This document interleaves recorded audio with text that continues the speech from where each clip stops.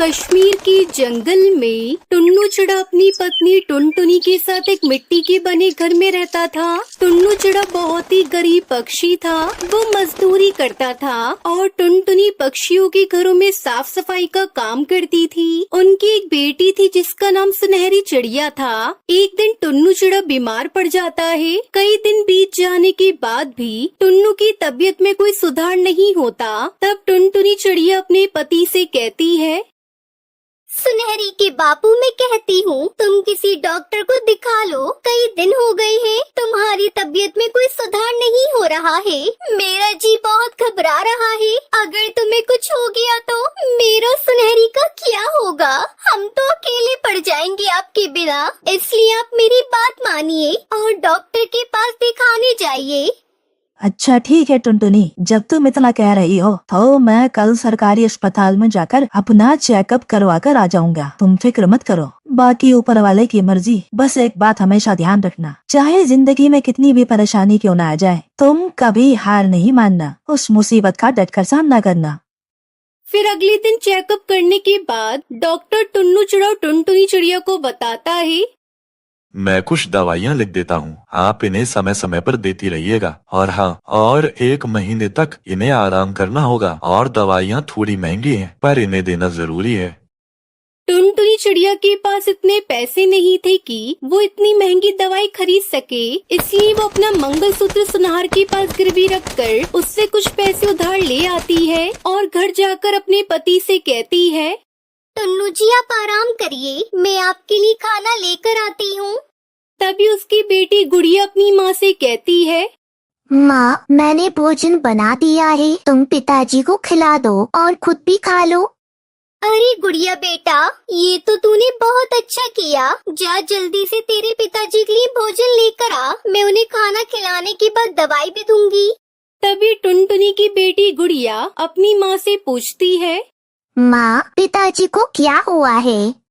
कुछ नहीं बेटा, तेरे पिताजी के शरीर में खून की कमी हो गई है। घबराने की कोई बात नहीं है। फिर टुनटुनी चिड़िया अपने पति टुन्नू चिड़ा को भोजन खिला देती है। सुनिए जी, अब आप आराम कर लीजिए। इस तरह कुछ दिन गुजर जाते हैं। उसका सारा समय टुन्नू की देखभाल में ही निकल जाता था। टुन्नू चिड़ा की तबीयत लगातार बिगड़ती ही जा रही थी और एक दिन उसकी मौत हो जाती है। अब टुनटुनी चिड़िया उसकी बेटी गुड़िया अकेली हो गई थी। टुन्नू जी, आप हमें अकेला छोड़कर क्यों चले गए? मैं अकेली सुनहरी चिड़िया की देखभाल कैसे करूँगी? पिताजी वापस आ जाइए। पिताजी, आप हम लोगों के साथ ऐसा क्यों कर रहे हैं?